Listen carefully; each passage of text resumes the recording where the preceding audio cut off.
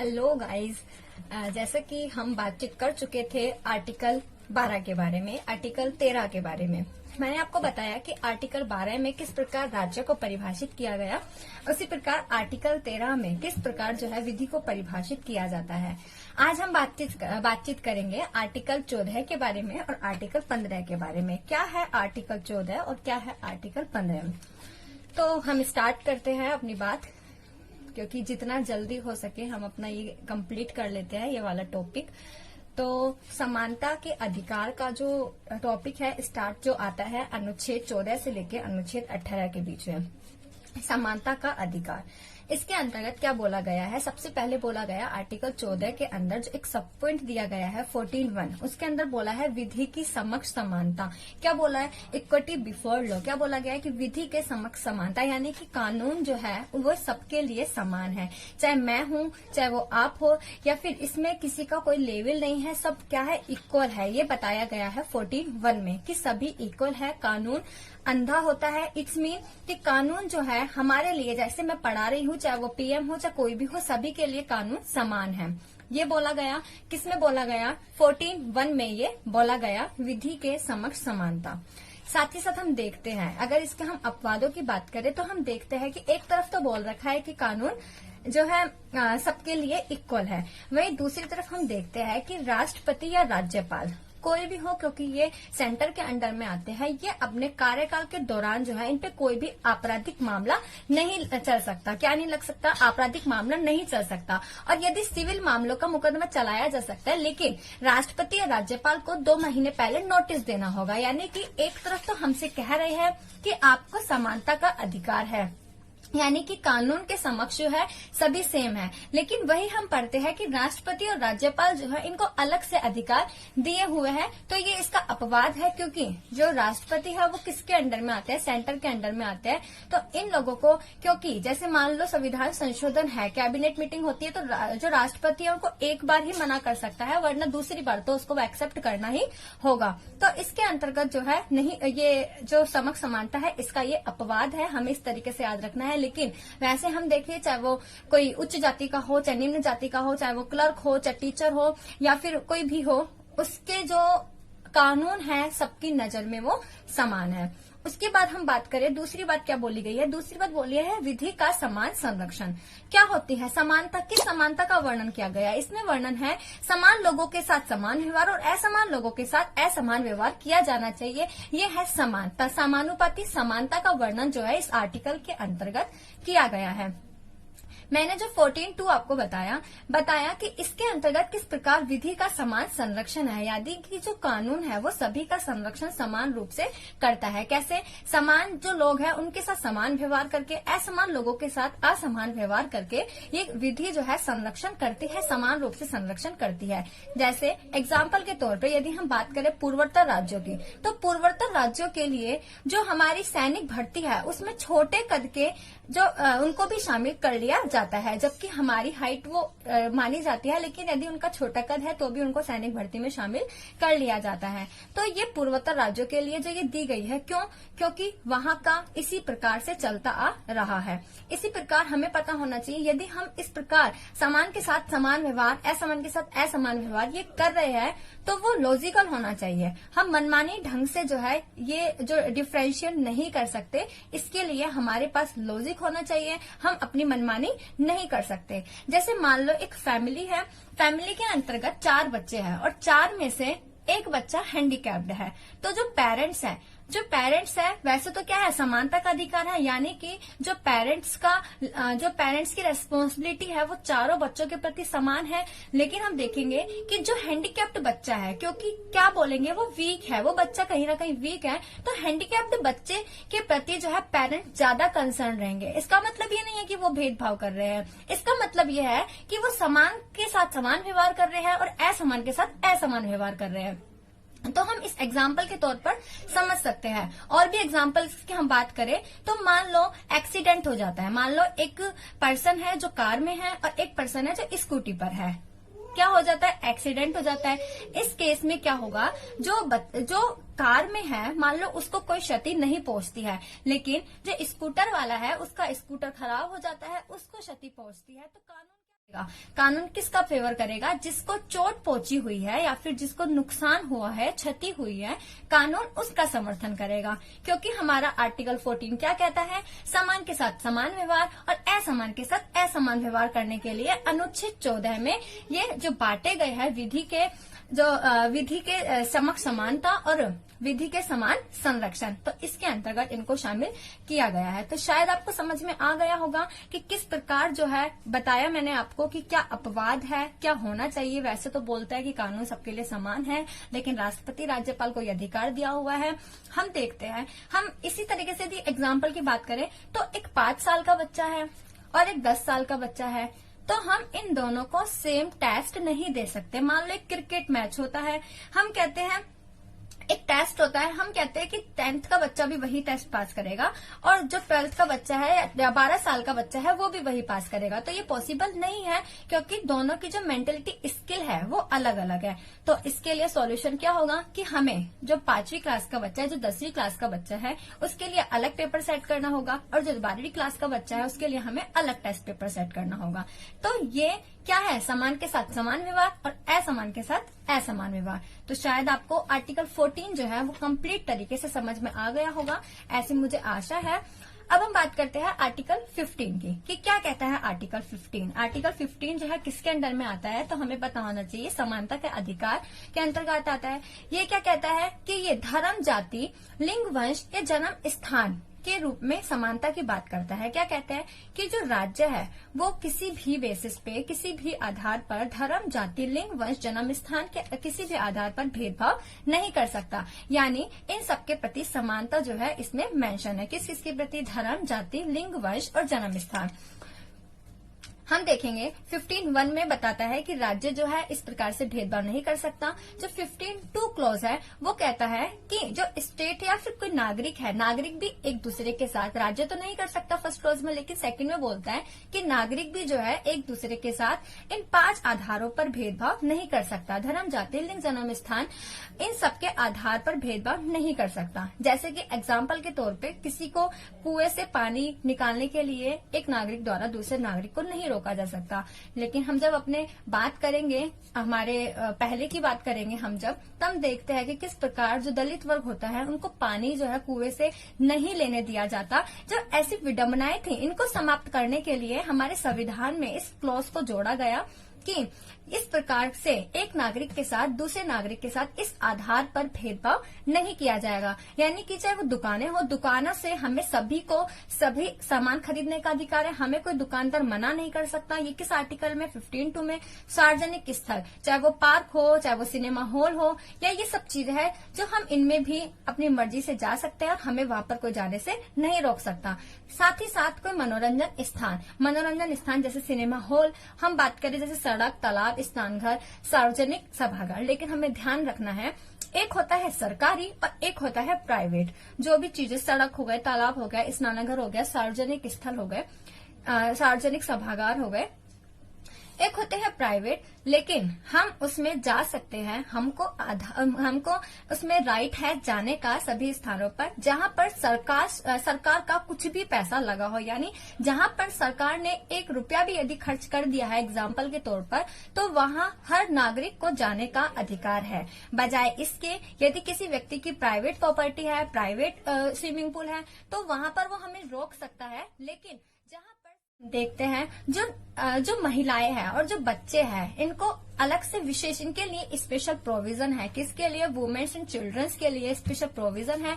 जैसे हम देखते हैं पार्लियामेंट में कुछ सीट्स रिजर्वेशन है। किस बेसिस पर है? वो इसी बेसिस पर है। 15(3) आर्टिकल 15(3) है जो कहता है कि महिलाओं की स्थिति को देखते हुए, क्योंकि अभी हमारी महिलाओं की स्थिति स्ट्रांग हुई है, लेकिन हम जब जाते हैं, हम बात करते हैं कुछ पहले की, तो महिलाओं की स्थिति वास्तव में दयनीय थी और जो महिलाएं हैं उनके लिए विशेष प्रावधान इसीलिए लाए गए। तो विशेष प्रावधान में उनको जो प्रावधान दिए गए वो किसमें मेंशन है, आर्टिकल 15 के क्लॉज 3 में इसको मेंशन किया गया है। तो साथ ही साथ मैंने आपको बताया कि किस प्रकार 15(3) में जो स्टेट है वो किसी के साथ भेदभाव नहीं कर सकता। मैंने आपको बताया था कि स्टेट की परिभाषा बताई थी, और साथ ही साथ सेकंड में मैंने आपको बताया कि एक नागरिक दूसरे नागरिक के साथ किसी भी स्थान पर भेदभाव नहीं कर सकता। तीसरा बताया कि एक तरफ तो कहते हैं भेदभाव नहीं कर सकते धर्म, जाति, लिंग, वंश, जन्म स्थान के आधार पर, लेकिन दूसरी तरफ हम 15(3) में देखते हैं कि वुमेन्स एंड चिल्ड्रंस के लिए अलग प्रावधान है। ये क्यों है? क्योंकि स्थिति को देखते हुए हम देखते हैं SC, ST जो है शेड्यूल कास्ट वगैरह, इनके लिए अलग से प्रावधान है। उसका रीजन क्या है? जबकि स्थिति को देखते हुए आगे हम बात करते हैं जो 15(4) क्लॉज है, हम देखेंगे। इससे पहले एक केस पढ़ेंगे, क्योंकि 15(4) क्लॉज कब आता है उसके लिए हमें थोड़ा डेप्थ में जाना पड़ेगा। हम एक केस देखते हैं, state of Madras versus Champakam Dorairajan. क्या होता है इस केस में?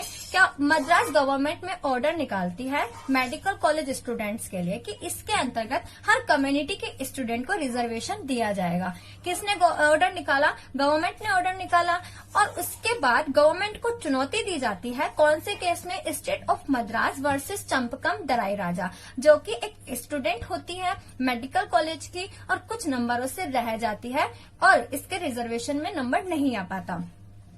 केस होता है। देन सुप्रीम कोर्ट कहती है कि आप कम्युनिटी के आधार पर आरक्षण नहीं दे सकते। क्या कहती है सुप्रीम कोर्ट? जो state of Madras versus Champakam Dorairajan case होता है, इसमें कहती है कि आप जो है कम्युनिटी के बेसिस पर, कम्युनिटी के आधार पर आरक्षण नहीं दे सकते। तो फिर उसके बाद जुड़ता है 15(4) क्लॉज जुड़ता है, और 15(4) क्लॉज कहता है कि जो SC, ST और ऐसे व्यक्ति जो सामाजिक एवं शैक्षणिक रूप से पिछड़े हैं, क्या है? सामाजिक एवं शैक्षणिक रूप से पिछड़े हैं, उन लोगों को रिजर्वेशन दिया जाएगा। ठीक है भाई, SC को दिया जाएगा, ST को दिया जाएगा, और सामाजिक एवं शैक्षणिक रूप से जो पिछड़े हुए हैं उनको दिया जाएगा। लेकिन हमें ये कैसे पता लगेगा कि SC वाले है कौन, SC में आते कौन है? इसको हम पढ़ेंगे आर्टिकल 341 में। उसके बाद सवाल आता है कि ST में कौन आते हैं, इसे हम पढ़ेंगे आर्टिकल 342 में। साथ ही साथ जो सामाजिक एवं शैक्षणिक रूप से पिछड़े लोग हैं, हमें कैसा पता लगेगा? तो इसके लिए स्टेट जो है, जो राज्य है, वो डिसाइड करेगी कि किसको सामाजिक एवं शैक्षणिक रूप से पिछड़े लोगों में शामिल किया जाएगा। उसके बाद फिर एक केस आता है। कौन सा केस? स्टेट ऑफ मैसूर ने क्या किया? मेडिकल और इंग्लिश जो कॉलेज थे, इंजीनियरिंग कॉलेज थे, उसमें आरक्षण लागू कर दिया, जिसके अंतर्गत बैकवर्ड क्लास को, SC को, ST को, मोर बैकवर्ड क्लास को आरक्षण मिल जाता है। लेकिन ये आरक्षण 68% से भी ज्यादा हो जाता है, क्योंकि आरक्षण में अब 68% इतना ज्यादा आरक्षण हो गया, तो इसके लिए भी कानून बनना जरूरी था। उसके बाद फिर से चुनौती मिलती है, सुप्रीम कोर्ट में आती है। कौन सा केस आता है? MR Balaji versus state of Madras, ये मामला आता है। इस मामले के अंतर्गत पहले कौन सा आया? चंपकम दराई राजा कि आप हर कम्युनिटी को जो है रिजर्वेशन नहीं दे सकते। उसके बाद केस आता है, इन 3 आधारों पर दिया जाएगा, ST, SC और सामाजिक एवं शैक्षणिक रूप से। उसके बाद ये 68 अबव चला जाता है, जो इसका रेशियो है, तो इतना ज्यादा रिजर्वेशन कैसे पॉसिबल है? फिर केस आता है MR Balaji versus state of Mysore. वो क्या कहता है? ये इसमें सुप्रीम कोर्ट कहता है कि आप सोशली और एजुकेशन जो भी है, दोनों को सामाजिक और शैक्षणिक स्तर पर पिछड़े हुए लोगों के लिए कंसिडर कर सकते हैं। ज्यादा हो जाता है, क्योंकि आरक्षण में अब 68% इतना ज्यादा आरक्षण हो गया, तो इसके लिए भी कानून बनना जरूरी था। उसके बाद फिर से चुनौती मिलती है, सुप्रीम कोर्ट में आती है। कौन सा केस आता है? MR Balaji versus state of Madras, ये मामला आता है। इस मामले के अंतर्गत पहले कौन सा आया? चंपकम दराई राजा कि आप हर कम्युनिटी को जो है रिजर्वेशन नहीं दे सकते। उसके बाद केस आता है, इन 3 आधारों पर दिया जाएगा, ST, SC और सामाजिक एवं शैक्षणिक रूप से।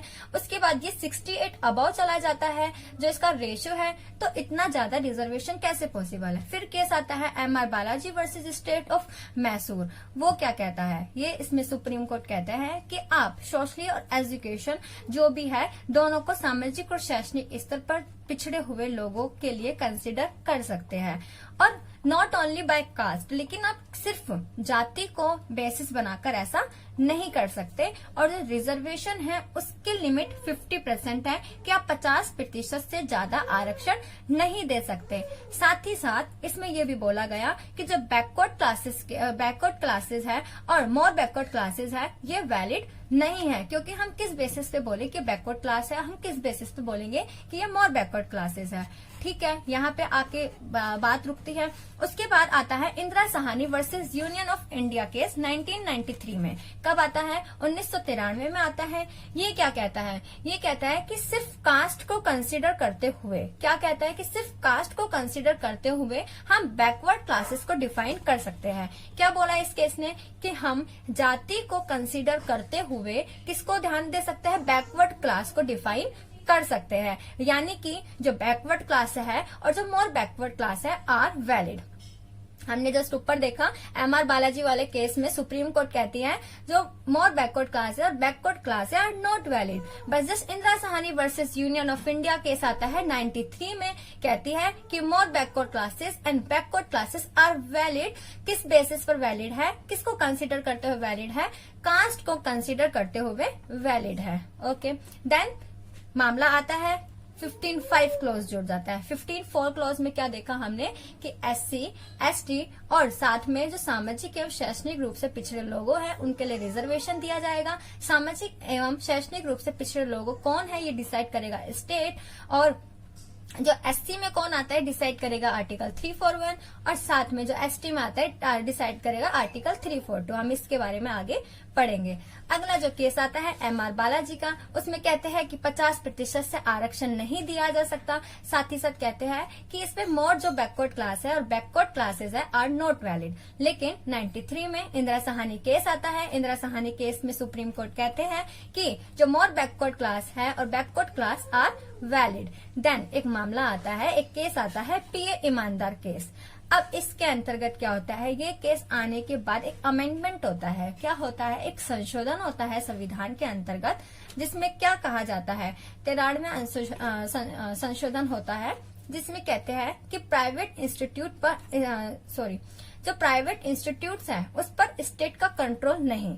इसीलिए जो SC, ST और जो ये सामाजिक एवं शैक्षणिक रूप से पिछड़े हुए लोग हैं इनको स्पेशल प्रोविजन दिया जाएगा, लेकिन उच्च शिक्षण संस्थाओं में इनको दिया जाएगा। क्या बोला? उच्च शिक्षण संस्थाओं में इनको स्पेशल प्रोविजन दिया जाएगा।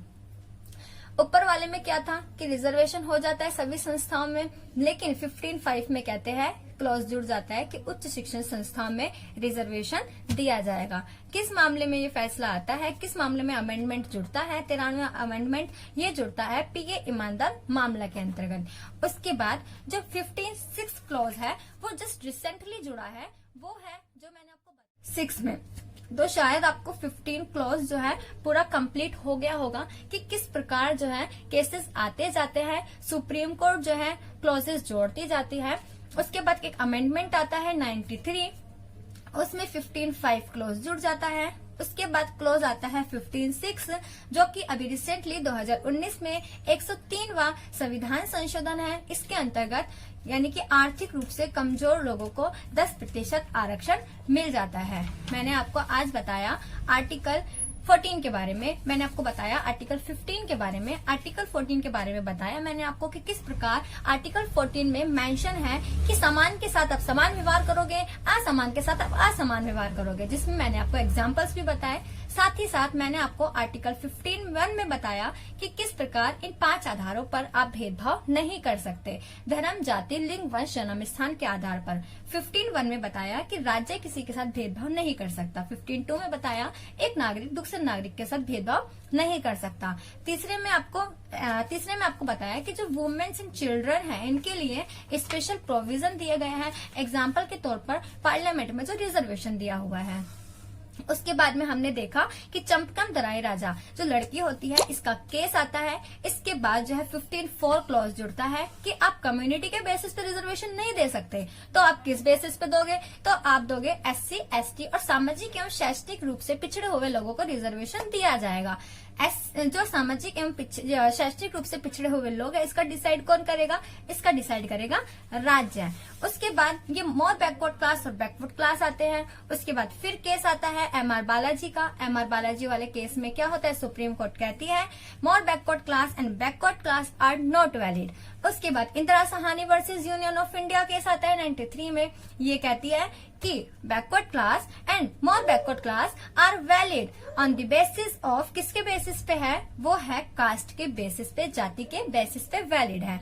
देन पीएम ईमानदार मामला आता है। इसके अंतर्गत क्या कहा जाता है कि उच्च शिक्षण संस्थाओं में SC, ST और जो ये पिछड़े और शैक्षणिक या सामाजिक रूप से पिछड़े हुए वर्ग है, इनको भी आरक्षण दिया जाएगा। तो इस प्रकार जो है सारी चीजें हो जाती है। जैसे हम बात करें उच्च शिक्षण संस्थाओं में, तो इसमें बोला कि अल्पसंख्यक शैक्षिक संस्थाओं में नहीं दिया जाएगा, यानी कि जो रिजर्वेशन है वो अल्पसंख्यक शैक्षिक संस्थाओं में नहीं दिया जाएगा। जैसे कि हम एग्जाम्पल के तौर पे देखें मदरसा, तो इसके अंतर्गत किस प्रकार का रिजर्वेशन दिया जाएगा? अल्पसंख्यक शैक्षिक संस्थाओं के अंतर्गत रिजर्वेशन जो है इस क्लास को भी नहीं दिया जाएगा, ये बोला गया। यानी कि उच्च शिक्षण संस्थाओं के लिए रिजर्वेशन की व्यवस्था किसके अंतर्गत है? इसमें 15 जो 4 क्लॉज जुड़ता है, 15(5) क्लॉज उसके अंतर्गत है। क्लॉज जुड़ गया ईमानदार मामले के बाद में।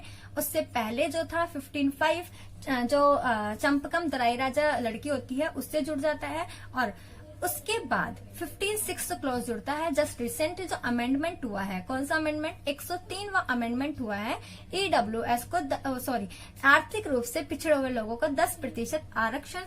तो इसी प्रकार हमारा कंप्लीट हो गया आर्टिकल 14 और आर्टिकल 15। मैंने कोशिश किया है कि जितना मैं समझ पाई उतना आपको समझा सकूं, और फिर भी यदि आपको लगता है कि मैं अपने फुल इफर्ट्स कर रही हूँ आपको समझाने के लिए, अपनी पूरी पावर लगा पा रही हूँ, तो प्लीज आप मेरे जो YouTube पे चैनल है लता भोजवानी के नाम से, आप उसको सब्सक्राइब करें, कमेंट करें, शेयर करें, लाइक करें, ताकि मुझे इसी प्रकार हौसला मिलते रहे, इसी प्रकार मैं मोटिवेट होती रहूं और आप लोगों के सामने नए नए विषयों के साथ आती रहूं। जय हिंद, जय भारत।